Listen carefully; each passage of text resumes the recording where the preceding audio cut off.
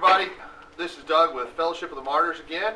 We are going to do the first of Storytime with Uncle Doug.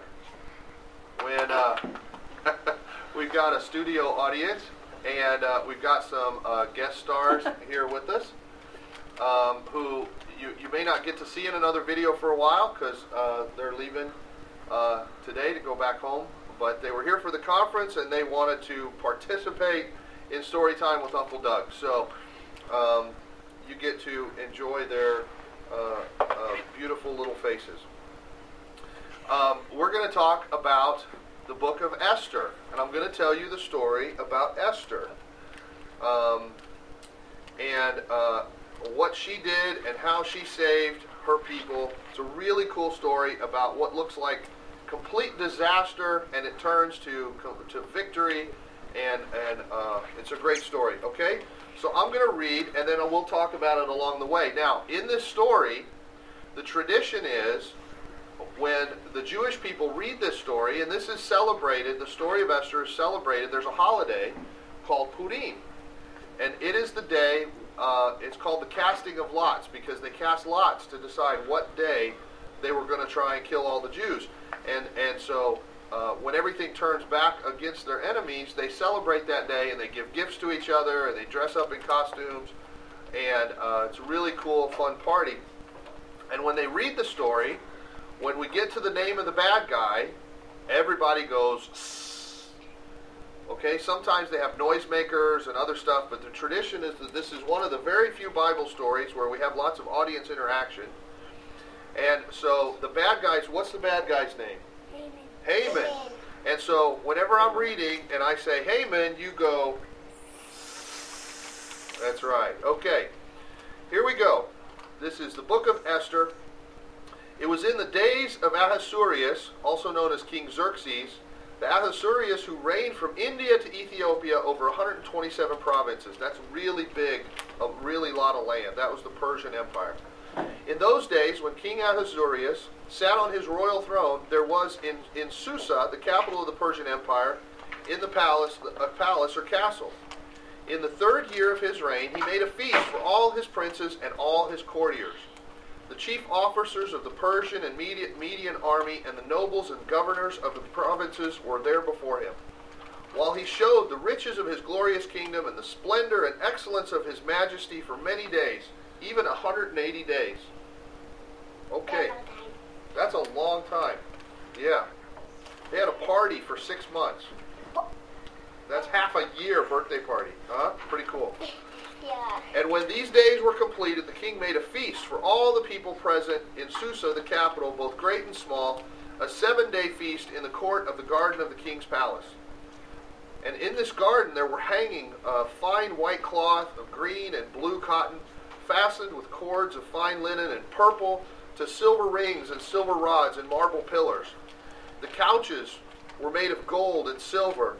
They rested on a mosaic pavement of porphyry and white marble and mother of pearl and precious colored stones. So, do you see, it's a really beautiful place. Drinks were served in different kinds of golden goblets, and there was royal wine in abundance, according to the liberality of the king. The drinking was according to the law. No one was compelled to drink, for the king had directed all the officials of his palace to serve only as each guest desired. So they could drink as much or as little as they wanted. Also, Queen Vashti, his wife, gave a banquet for the women in the royal house which belonged to King Ahasuerus. So all the guys are in one room having a party, and all the girls in another room having a party. On the 7th day, when the king's heart was merry with wine, he commanded Mehuman, Biztha, Harbona, Bigtha, Abagatha, Zathar, and Carcas, the 7 eunuchs who ministered to King Ahasuerus as attendants. He told them to bring Queen Vashti before the king with her royal crown to show the peoples and the princes her beauty, for she was fair to behold. She was really pretty, and he wanted to show her off to everybody. But Queen Vashti refused to come to the king's at the king's command conveyed by the eunuchs. Therefore the king was enraged, and his anger burned within him. You ever had anger burning within you? No. Oh, give me a break. I've seen it. Then the king spoke to the wise man who knew the times, for this was the king's procedure toward all those who were familiar with law and judgment. So he's checking when she doesn't come when he calls, you're supposed to obey the king, and she didn't obey the king. So he's like, what do we do about this? Those next to him, his advisors being Karshena, Shethar, Admatha, Tarshish, Meres, Mersena, and Memucan, the 7 princes of Persia and Media who were in the king's presence and held first place in the kingdom. So he calls all the wise men that he has. He says, what do we do about this? He said, according to the law, what is to be done to Queen Vashti because she has not done the bidding of King Ahasuerus conveyed by the eunuchs?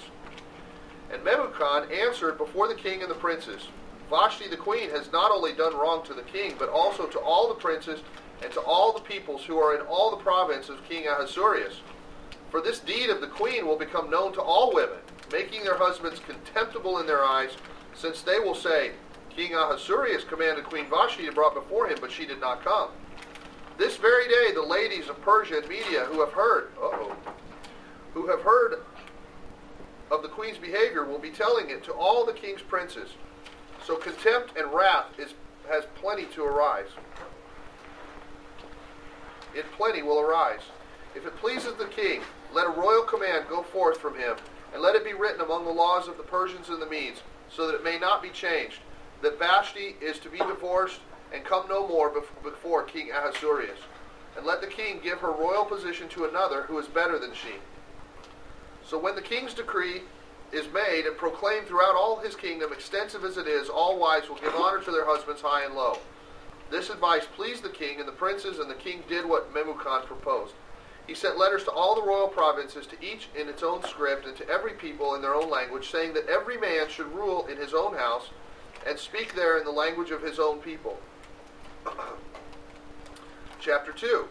After these things, when the wrath of King Ahasuerus was pacified, he earnestly remembered Vashti and what she had done and what was decreed against her. So, after he stops being mad about it, he remembers that, he kind of missed having a wife, She kind of... There you go. Okay. Then the king's servants who ministered to him said, let beautiful young virgins be sought for the king, and let the king appoint officers in all the provinces of his kingdom, together all the beautiful young virgins, to the capital in Susa, to the harem under the custody of Hegai, the king's eunuch, who is in charge of the women, and let their things for purification be given them. And let the maiden who pleases the king be queen instead of Vashti.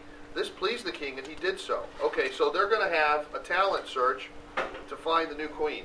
They're going to go all throughout the Persian Empire and find the prettiest girls and see who might be the best wife for the king. Now there was a certain Jew in the capital of Susa whose name was Mordecai, son of Jair, son of Shimei, son of Kish, a Benjamite, who had been carried away from Jerusalem when the captives taken away with Jeconiah, king of Judah, whom Nebuchadnezzar, the king of Babylon, had carried into exile. So a lot of Jews were in the Persian Empire in exile. He had brought up Hadassah, that is Esther. Now Hadassah is the Jewish name, but her Persian name was Esther. His uncle's daughter, for she had neither father nor mother. So he adopted her because she was his niece, okay, and took care of her. The maiden was beautiful and lovely, and when her father and mother died, Mordecai took her as his own daughter. So when the king's command and his decree were proclaimed, and when many maidens were gathered in Susa, the capital, under the custody of Hegai, Esther also was taken to the king's house into the custody of Hegai, keeper of the women. And the maiden pleased Hegai and obtained his favor. So right away, Esther, the guy in charge, Hegai, he really likes her. And he speedily gave her the things for her purification and her portion of food, and the 7 chosen maids to be given her from the king's palace, and he removed her and her maids to the best apartment in the harem. So he's given her all the best stuff, as opposed to all the other women. Esther had not made known her nationality or her kindred, for Mordecai had charged her not to do so. So she's not telling anybody that she's Jewish. And Mordecai, who was an attendant in the king's court, walked every day before the court of the harem to learn how Esther was and what would become of her. Now, when the turn of each maiden came to go in to see King Ahasuerus, after the regulations for the women had been carried out for 12 months, since this was the regular period for their beauty treatments, 6 months with oil of myrrh and 6 months with sweet spices and perfumes, and the things for the purifying of the women. So For 12 months, all they did was go to a spa and get beauty treatments. And get pampered by all their maids and get ready and beautiful for the king. So after 12 months, they started bringing the women in to see which one he liked the best. Then in this way, the maiden came to the king. Whatever she desired was given to her to take with her from the harem into the king's palace. So whatever jewelry or dresses or whatever she wanted to wear, she would wear. In the evening she went, and the next day she returned into the second harem in the custody of Shashgaz, the king's eunuch who was in charge of the concubines. She came to the king no more, unless the king delighted in her, and she was called for by name. Now when the turn for Esther, the daughter of Abihail, the uncle of Mordecai, who had taken her as his own daughter, had come to go into the king, she required nothing but what Hegai, the king's attendant, the keeper of the women, suggested. So that means she listens to directions, because Hegai knows what the king likes. So she knew enough to listen to him and not just take whatever she wanted to take. And Esther won favor in the sight of all who saw her. So Esther was taken to King Ahasuerus into his royal palace in the 10th month, the month of Tebeth, in the 7th year of his reign. And the king loved Esther more than all the women, and she obtained grace and favor in his sight more than all the maidens, so that he set the royal crown on her head and made her queen instead of Vashti. Okay? So he decides, she's the one for me, I'm going to make her my wife, and he makes her the queen. Then the king gave a great feast for all his princes and his servants, Esther's feast, and he gave a holiday, a lessening of all the taxes to all the province, and gave gifts in keeping with the generosity of the king. I know. My phone's buzzing. It's vibrating right up against her leg so she can tell. But it'll stop in a minute. And when the maidens were gathered together the second time, Mordecai was sitting at the king's gate. Now Esther had not yet revealed her nationality or her people, for she obeyed Mordecai's commands to her, to fear God and execute his commands, just as when she was being brought up by him. In those days, while Mordecai sat at the king's gate, two of the king's eunuchs, Bigthan and Teresh, of those who guarded the door, were angry and sought to lay hands on King Ahasuerus. Okay, so two of the guys that worked for the king decided they were going to try and kill him because they didn't like him. And this was known to Mordecai. He overheard what they were talking about. And he told Queen Esther. And Esther told the king in Mordecai's name. When it was investigated and found to be true, both of the men were hanged, and it's recorded in the book of the Chronicles in the king's presence. After these things, so Mordecai saved the king's life. That's pretty cool, huh? After these things, King Ahasuerus promoted Haman, okay, there you go, the son of Hammedatha the Agagite, and advanced him and set his seat above all the princes who were with him. Now, Haman was an Agagite. Okay, that means he was from the tribe of Agag, which Mordecai, it says Mordecai's family goes back to the tribe of Benjamin, and King Saul, who was supposed to kill all of the tribe of Agag. Okay, so they're enemies from way, way back in their family. And all the king's servants who were at the king's gate bowed down and did reverence to Haman. For the king had so commanded concerning him. But Mordecai did not bow down or do him reverence. Then the king's servants who were at the king's gate said to Mordecai, why do you disobey the king's command? The king said everybody's supposed to bow down to this weasel. Now, when they spoke to him day after day, and he paid no attention to them, they told Haman to see whether Mordecai's conduct would stand, for he had told them that he was a Jew. And when Haman saw that Mordecai did not bow down or do him reverence, he was very angry. But he scorned laying hands only on Mordecai. He wanted to get even with Mordecai because he didn't like that he wouldn't bow down. But he said, I'm not just going to get even with Mordecai. So since they had told him Mordecai's nationality, Haman sought to destroy all the Jews, the people of Mordecai, throughout the whole kingdom of Ahasuerus. He's like, I'm not just mad at that guy, I'm going to kill all his people everywhere. That's wicked. Yeah. That's right. In the first month, the month of Nisan, in the 12th year of King Ahasuerus, Haman caused pur, that is, lots, to be cast before him day after day to find a lucky day for his venture.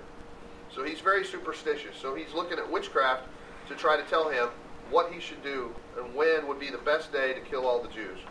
Month after month, until the 12th, the month of Adar.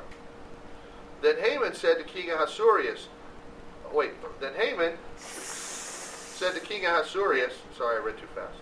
There is a certain people scattered abroad and dispersed among the peoples in all the provinces of your kingdom. Their laws are different from every other people. Neither do they keep the king's laws. Therefore it is not for the king's profit to tolerate them.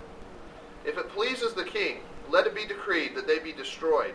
And I will pay 10,000 talents of silver into the hands of those who have charge of the king's business, that it may be brought into the king's treasury. Okay, that's a lot of silver, okay? That's like 300-something tons of silver he's going to give the king, if the king will let him kill all the Jews. And the king took his signet ring from his hand, with which to seal his letters by the king's authority, and gave it to Haman, son of Hammedatha the Agagite, the Jews' enemy. And the king said to Haman, the silver is given to you. He says, don't worry about your money. The people also, to do with them as it seems good to you. Then the king's secretaries were called in on the 13th day of the first month, and all that Haman had commanded was written to the king's chief rulers and to the governors who were over all the provinces and to the princes of each people, to every province in his own script and to each people in their own language. It was written in the name of King Ahasuerus, and it was sealed with the king's signet ring. The letters were sent by special messengers to all the king's provinces to destroy, to slay, and to do away with all Jews, both young and old, little children and women, in one day, the 13th day of the 12th month, the month of Adar, and to seize their belongings as spoil. A copy of the writing was to be published and given out as a decree in every province to all the peoples to be ready for that day. The special messengers went out in haste by order of the king, and the decree was given out in Susa, the capital, and the king and Haman sat down to drink. But the city of Susa was perplexed at the strange and alarming decree. Okay? Everybody thinks this is kind of weird. Now, see, the bad guy, he sends a letter out all over the kingdom in the king's name, saying we're going to kill all the Jews on such and such a day. Okay? Now, when Mordecai learned all that was done, he tore his clothes, and he put on sackcloth and ashes, and he went out into the midst of the city and cried with a loud and bitter cry. He's wailing and mourning and weeping in the middle of the city. Why is he doing that? Because he's sad, because this guy, the king just sent out a law saying we're going to kill all of your people. And he's upset about it. So he's crying out to God that maybe God would do something. He came and he stood before the king's gate, for no one could enter the king's gate clothed in sackcloth. And in every province, wherever the king's commandment, his decree came, there was great mourning among the Jews, with fasting and weeping and wailing, and many lay in sackcloth and ashes, because it looks like they're going to get completely destroyed. This is the biggest king in the biggest kingdom who has just said, kill them all. Take their stuff. When Esther's maids and her attendants came and told it to her, the queen was exceedingly grieved and distressed. She sent garments to clothe Mordecai with orders to take his sackcloth from off him, but he would not receive them. Then Esther called to Hathach, one of the king's attendants, whom he had appointed to attend her, and ordered him to go to Mordecai to learn what this was and why it was. So Hathach went out to Mordecai in the open square of the city, which was in front of the king's gate. And Mordecai told him of all that had happened to him, and the exact sum of money that Haman had promised to pay to the king's treasury for the Jews to be destroyed. Mordecai also gave him a copy of the decree to destroy them, that was given out in Susa, that he might show it to Esther, explaining it to her, and charge her to go to the king, make supplication to him, and plead with him for the lives of her people. Okay, so Mordecai, who's her uncle, who raised her from a little kid, sends a message to Esther. You need to go talk to the king and tell him to see what he can do about this, because this is bad. And Hathach came and told Esther the words of Mordecai. Then Esther spoke to Hathach and gave him a message for Mordecai, saying, all the king's servants and the people of the king's provinces know that any person, be it man or woman, who shall go into the inner court to the king without being called shall be put to death. There is but one law for them, except to whom the king shall hold up the golden scepter, that he may live. But I have not been called to come to the king for 30 days. Okay, so you don't get to just go walking in to talk to the king, even if you're the queen. You have to wait until he calls you. And she says, he hasn't called me for 30 days. How am I going to talk to him? And they told Mordecai what Esther said. Then Mordecai told them to return this answer to Esther. He said, "Do not flatter yourself that you shall escape in the king's palace any more than all the other Jews. For if you keep silent at this time, relief and deliverance shall arise for the Jews from elsewhere, but you and your father's house will perish. And who knows but that you have come to the kingdom for such a time as this, and for this very occasion." So basically Mordecai says to Esther, we need to do something about this.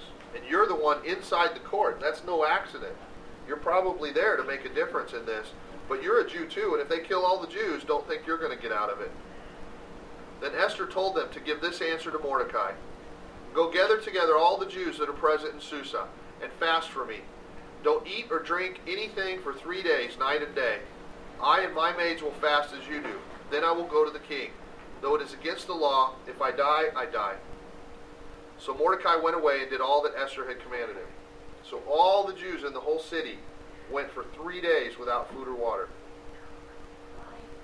because they were praying and they were asking God to give them strength and give Esther strength so she could go before the king, because she's not supposed to go before the king without being asked. And if she does, the law is that she has to die, that they have to kill her, unless he lifts his golden scepter, which is a big golden rod. If he raises it, then she doesn't have to die. On the third day of the fast, Esther put on all her royal robes and stood in the royal or inner court of the king's palace across from his throne room. The king was sitting on his throne facing the main entrance of the palace. And when the king saw Esther the queen standing in the court, she obtained favor in his sight, and he held out his scepter to her so that she didn't have to die. So Esther drew near and touched the tip of the scepter. Then the king said to her, "What will you have, Queen Esther? What is your request? It shall be given to you, even half the kingdom." He really liked her a lot. And Esther said, "If it seems good to the king, let the king and Haman come this day to dinner I have prepared for the king." So right there in front of everybody, she can't just blurt out and ask him. She's still kind of scared. So she says, "Why don't you two come to dinner?" Then the king said, "Cause Haman to come quickly, that what Esther has said may be done." So the king and Haman came to the dinner that Esther had prepared. And during the serving of wine, the king said to Esther, "What is your petition? It shall be granted you. And what is your request? Even to half the kingdom, it shall be performed." Then Esther said, maybe she's still kind of scared. I'm not sure what's going on in her head. She said, "My request is this. If I have found favor in the sight of the king, and if it pleases the king to grant my petition and perform my request, let the king and Haman come tomorrow to the dinner that I shall prepare for them, and I will do tomorrow as the king has said." So she said, "Why don't you, I know I just had a feast and we had dinner, but come again for dinner tomorrow night and I'll tell you what I want." Haman went away that day joyful and elated in heart. He was all excited because he's getting honored. Yeah, she's snoring, but it's cute. But when he saw Mordecai at the king's gate refusing to stand up or show fear before him, he was filled with wrath against Mordecai. So Mordecai's out at the gate. It's okay, leave her alone. Mordecai still won't bow to the bad guy, and it just makes him really mad. Nevertheless, Haman restrained himself and went home. There he sent and called for his friends and Zeresh, his wife. And Haman recounted to them the glory of his riches, the abundance of his 10 sons, and all the things in which the king had promoted him, and how he had advanced him above the princes and servants of the king. So he's bragging to all his friends and family about what a great guy he is and how much the king loves him. Haman added, "Yes, and today Queen Esther did not let any man come with the king to the dinner she had prepared but myself. And tomorrow also I'm invited by her together with the king." Just me and the king having a feast with his wife. This is a big deal. "Yet all this benefits me nothing as long as I see Mordecai the Jew sitting at the king's gate." He's really mad about this one guy that won't bow to him. Then Zeresh his wife and all his friends said to him, "Let a gallows be made, 50 cubits, 75 feet tall." That's really tall. "And in the morning speak to the king that Mordecai may be hanged on it. Then you go in merrily with the king to the dinner. And the thing pleased Haman. There you go. And he caused the gallows to be made. So he wants to get even with Mordecai. And he's still got this decree to kill the whole country, all the Jews, but he's really mad at Mordecai. But that same night, now this is God's sense of humor. And how God will watch out for you even when you don't know what's going on. That same night, the king could not sleep. And he ordered that the book of the memorable deeds, the chronicles, be brought, and they were read before the king. So to make him fall asleep, he has the minutes of all of the meetings read. And it was found written there that how Mordecai had told of Bigthana and Teresh, two of the king's attendants who guarded the door, who had sought to lay hands on King Ahasuerus. And the king said, "What honor or distinction has been given Mordecai for this?" Then the king's servants who ministered to him said, "Nothing has been done for him. We didn't reward this guy. He saved my life. We didn't do anything for him." The king said, "Who is in the court?" Now Haman had just come into the outer court of the king's palace to ask the king to hang Mordecai on the gallows he had prepared for him. And the king's servant said to him, "Behold, Haman is standing in the court." And the king said, "Let him come in." So Haman came in, and the king said to him, "What should we do for a man whom the king delights to honor?" Now Haman said to himself, "To whom would the king delight to do honor more than me?" So, you're right. So he thinks, the king wants to honor me. So let's think of the coolest thing I would really like.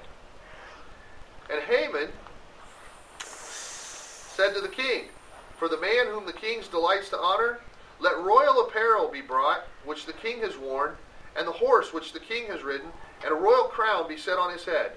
And let the apparel and the horse be delivered to the hand of one of the king's most noble princes. Let him array the man whom the king delights to honor, and conduct him on horseback through the open square of the city, and proclaim before him, Thus shall it be done to the man whom the king delights to honor." So let's make a parade and have one of the princes of the country go out in front of this guy and let everybody know the king likes this guy. Yeah, see, he thinks it's going to be for him. Then the king said to Haman, "Make haste, and take the apparel and the horse, as you have said, and do so to Mordecai the Jew, who sits at the king's gate. Leave nothing out that you have spoken." Well, but, no, that's not the idea. But you got to obey the king. So Haman took the apparel and the horse, and conducted Mordecai on horseback through the open square of the city, proclaiming before him, "Thus shall it be done to the man whom the king delights to honor." Then Mordecai came again to the king's gate, but Haman hastened to his house, mourning and having his head covered. And Haman recounted to his wife Zeresh, recounted to Zeresh his wife and all his friends everything that had happened to him. Then his wise men and Zeresh his wife said to him, "If Mordecai, before whom you have begun to fall, is of the offspring of the Jews, you cannot prevail against him, but you shall surely fall before him." So, you can imagine, he goes home. He's like, "Can you believe what the guy made me do? Can you believe how mad I am at Mordecai? And look at this, the king had me walk him around while he's wearing royal robes and a crown that I was supposed to get." So now he's even really, really madder. While they were yet talking with him, the king's attendants came and hastily brought Haman, you're really slacking, to the dinner that Esther had prepared. Okay, now it starts to turn. See, God is lifting up Mordecai, starting to straighten things out. So the king and Haman came to dine with Esther the queen. And the king said again to Esther on the second day, when wine was being served, "What is your petition, Queen Esther? It shall be granted. And what is your request? Even to the half of the kingdom it shall be performed." Then Queen Esther said, "If I have found favor in your sight, O king, and if it pleases the king, let my life be given to me as my petition, and my people at my request." So she says, "King, if you love me, don't kill me." He thinks that's probably strange. "If we are sold, I and my people, to be destroyed, slain, and wiped out of existence, For we are sold, I and my people, to be destroyed, slain, and wiped out of existence. But if we had been sold for bondwomen and bondmen, I would have held my tongue, for our affliction is not to be compared with the damage this will do to the king. Then King Ahasuerus said to Queen Esther, Who is he, and where is he, who dares presume in his heart to do that? Who's trying to kill you and your people? The Esther said, An adversary and an enemy, even this wicked Haman. Then Haman was afraid. Yeah, good. Before the king and the queen. He's like, whoa, because he didn't expect that the queen was somebody he was trying to kill. Now it's turning on him. And the king arose from the feast in his wrath and went to the palace garden. He stomps off mad, trying to decide what to do. And Haman stood up to make request for his life to Queen Esther. For he saw that there was an evil determined against him by the king. When the king returned out of the palace garden into the place of the drinking of wine, Haman was falling upon the couch where Esther was. So he was falling on her couch, touching the queen. Well, you don't touch the queen. Then said the king, Will he even forcibly assault the queen in my presence, in my own palace? As the king spoke these words, the servants covered Haman's face. Yeah, that probably means they put a bag over his head and drug him out. Yeah. Then said Harbonah, one of the attendants serving the king, Behold, a gallows 50 cubits high, which Haman has made for Mordecai. Oh yeah, good, Haman. Whose warning saved the king, stands at the house of Haman. And the king said, Hang him on it. So they hanged Haman on the gallows that had been prepared for Mordecai. Then the king's wrath was pacified. On that day, King Ahasuerus gave the house of Haman, the Jews' enemy, to Queen Esther. And Mordecai came before the king, for Esther had told what he was to her. So Esther said, Look, I'm a Jew, and that's my uncle that saved your life. And the king took off his signet ring, which he had taken from Haman, and he gave it to Mordecai. And Esther set Mordecai over the house of Haman. And Esther spoke yet again to the king, and fell down at his feet, and besought him with tears to avert the evil plot of Haman, the Agagite, and his scheme that he had devised against the Jews. Then the king held out to Esther the golden scepter. So Esther arose and stood before the king. So she went before him again without permission. And he raised the golden scepter. And she said, If it pleases the king, if I have found favor in his sight, and the thing seems right before the king, and I am pleasing in his eyes, let it be written to reverse the letters devised by Haman, son of Hammedatha, the Agagite, which he wrote to destroy the Jews who are in the king's provinces. For how can I endure to see the evil that shall come upon my people? Or how can I endure to see the destruction of my kindred? Then the king Ahasuerus said to Queen Esther and to Mordecai the Jew, Behold, I have given Esther the house of Haman, and him they have hanged upon the gallows, because he laid his hand upon the Jews. Write also concerning the Jews, as it pleases you in the king's name, and seal it with the king's signet ring. For writing which is in the king's name, and sealed with the king's ring, no man can reverse.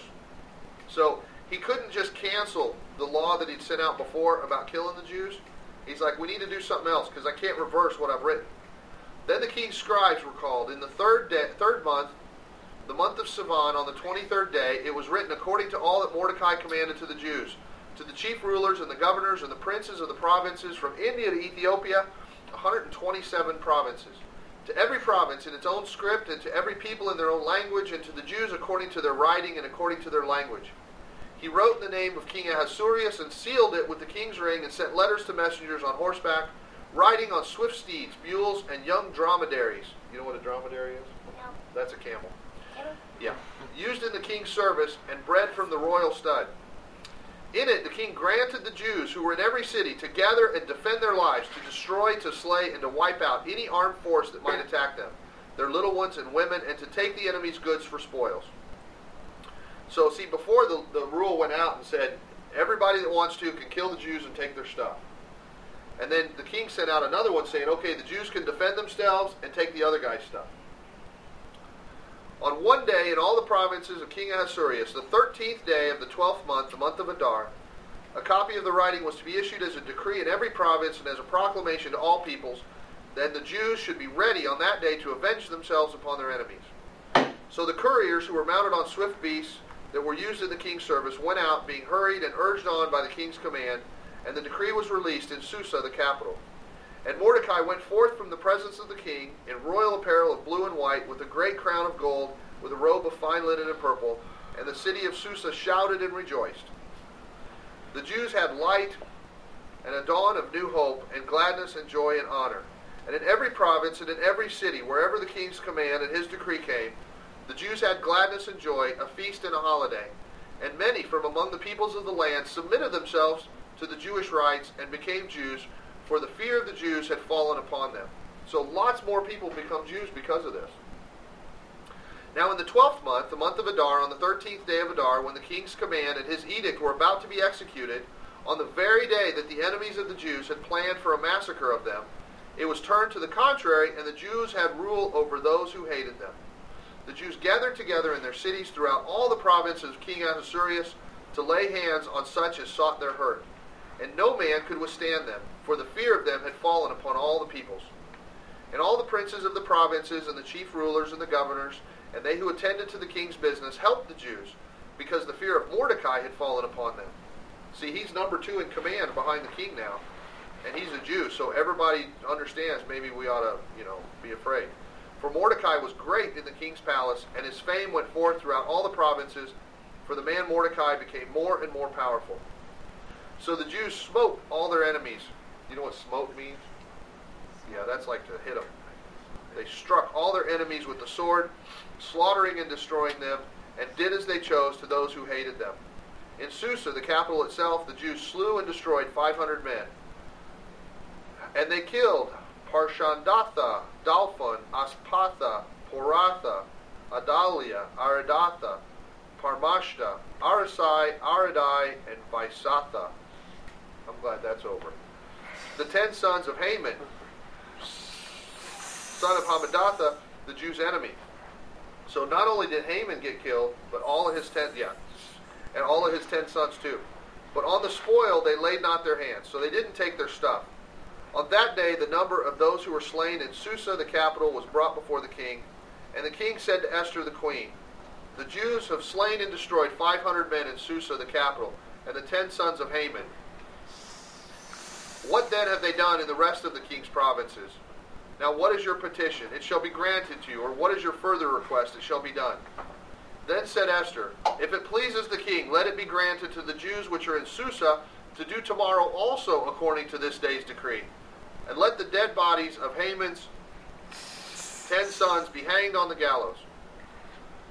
And the king commanded it to be done. The decree was given in Susa, and they hanged the bodies of Haman's 10 sons.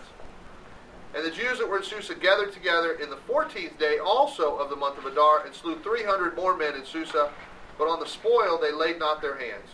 They didn't take their stuff. They weren't being greedy. They were just protecting themselves. And the other Jews who were in the king's provinces gathered to defend their lives, and had relief and rest from their enemies, and slew of them that hated them 75,000. But on the spoil they did not lay their hands. This was done in the 13th day of the month of Adar, and on the 14th day they rested, and made it a day of feasting and gladness. But the Jews who were in Susa assembled on the 13th day and on the 14th, and on the 15th day they rested, and made it a day of feasting and gladness. Therefore the Jews of the villages who dwell in the unwalled towns make the 14th day of the month of Adar a day of gladness and feasting, a holiday, and a day for sending choice portions to one another. And Mordecai recorded these things, and he sent letters to all the Jews who were in all the provinces of the king Ahasuerus, both near and far, to command them to keep the 14th day of the month of Adar, and also the 15th yearly. So it's a 2-day party. As the days on which the Jews got rest from their enemies, and as the month which was turned for them from sorrow to gladness, and from mourning into a holiday, that they should make them days of feasting and gladness, days of sending choice portions to one another, and gifts to the poor. So tradition is, on the Feast of Purim, which is the Jewish holiday, you got to help at least 2 poor families. You got to give gifts at least two people that are in need. So the Jews undertook to do as they had begun, and as Mordecai had written to them. because Haman, son of Hammedatha the Agagite, the enemy of all the Jews, had plotted against the Jews to destroy them, and had cast lots, that is the lots, to find a lucky day to crush and consume and destroy them. And when Esther brought the matter before the king, he commanded in writing that Haman, that his wicked scheme which he had devised against the Jews should return upon his own head, and that he and his sons should be hanged on the gallows. Not a very lucky day after all. Therefore they called those days Purim, after the name Pur. Therefore, because of all that was in this letter, and what they had faced in this matter, and what had happened to them, the Jews ordained and took it upon themselves and their descendants, and all who joined them, that without fail every year they would keep these 2 days at the appointed time, and as it was written, that these days should be remembered and imprinted on their minds, and kept throughout every generation, in every family, province, and city, and that these days of Purim should never cease from among the Jews, nor the commemoration of them cease among their descendants. Then Queen Esther, the daughter of Abihail, with Mordecai the Jew, gave full power, written authority, confirming this second letter about Purim. And letters were sent to all the Jews, to the 127 provinces of the kingdom of Ahasuerus, in words of peace and truth, to confirm that these days of Purim should be observed at their appointed times, as Mordecai the Jew and Queen Esther had commanded the Jews, and as they had ordained for themselves and for their descendants, in the matter of their feasts and their lamenting. And the command of Esther confirmed their observances of Purim, as it was written in the book. King Ahasuerus laid a tribute on the land and on the coastlands of the sea, in all the acts of his power and of his might, the full account of the greatness of Mordecai, to which the king advanced him. Are they not written in the book of the chronicles of the kings of Media and Persia? For Mordecai the Jew was next to King Ahasuerus, and great among the Jews, and was a favorite with the multitude of his brethren, for he sought the welfare of his people, and spoke peace to his whole race. What do you think of that? That's just one story in the Bible where what looks like imminent destruction turns to great victory, where the people of God get rescued again, even while they're in captivity for misbehaving. Still, he's watching out for them. Was that fun? Okay. Well, we lost a couple of them, but 2 are still standing here. And thanks for listening. Hope you enjoyed it. Go read the Bible. I was reading from the Amplified. Is a good one. So anyway, that's the first of Storytime with Uncle Doug.